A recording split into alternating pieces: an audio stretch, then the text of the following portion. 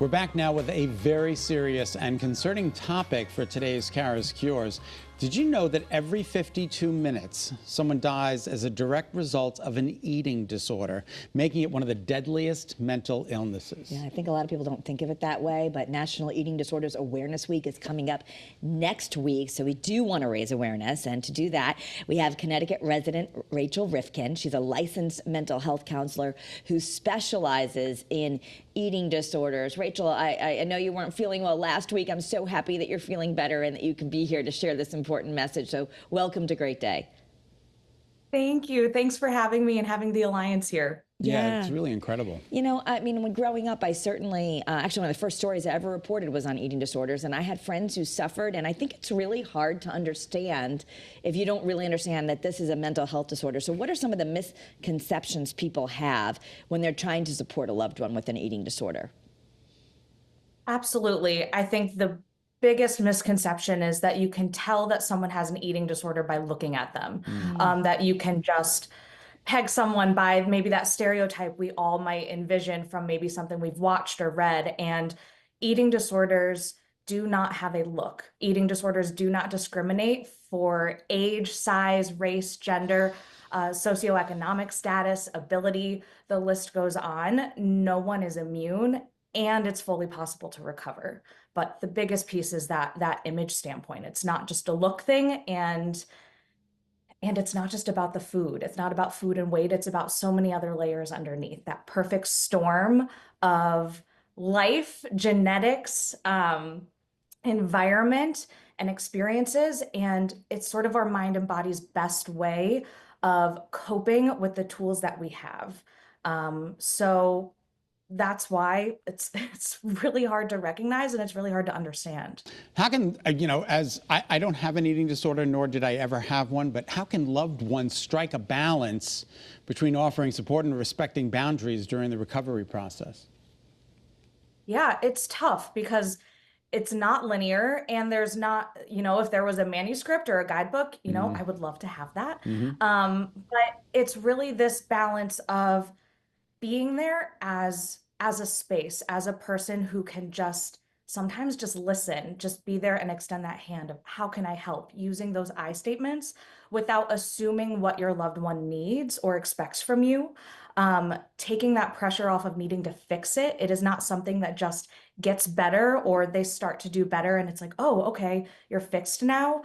No, it's an ongoing process with so much trial and error. So it's this balance of support and validation while also being able to model the expectations and wants for what you're wanting your loved one and even like your family, your environment to be. So there might be a lot of, yes, I hear you, and this is what we're going to do right now. So a little bit of like what a lot of parents do naturally anyway, when you think about it, of those boundaries of, I hear you, you're having a tantrum, right? If the kid's having a tantrum, you want to be like, yeah, it's okay to have that tantrum. And we're still going to do this thing that we got to do. How can I help you take that step so we can maybe get through that together? So I think not necessarily having to understand everything your loved one is going through, not feeling this pressure to fix it or problem solve it, letting them express and validate what they're going through, and then still holding kind of those guardrails so they can walk through those hard steps. Rachel, what about social media? Is that why, I mean, are we seeing an increase, and how does social media play a role, especially with our young women? Totally. It's a really significant factor. Social media alone does not cause eating disorders. There is not one cause. It is a biopsychosocial illness.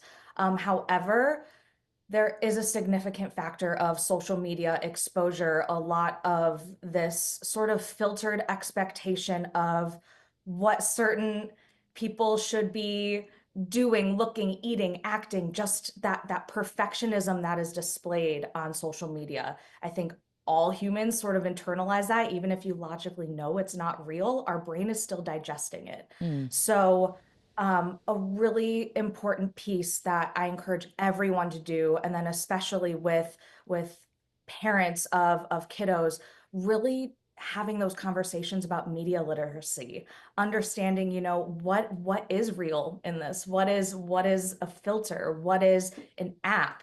And also social media diversity, this idea of not just having one type of account that you follow, really allowing this idea of versatile images, experiences of maybe body celebration, activities, things that are really taking social media. So it's not just about this is what you should look and be and do, but more of this is experience. This Yep. is what different things are. So you can have a conversation about it. Laura, thanks so much. And I know we're going to take a deeper dive on the Kara's Cures podcast. Again, this is one of the deadliest mental illnesses. If you need help or support, Rachel, thank you. I know you're local here in Connecticut.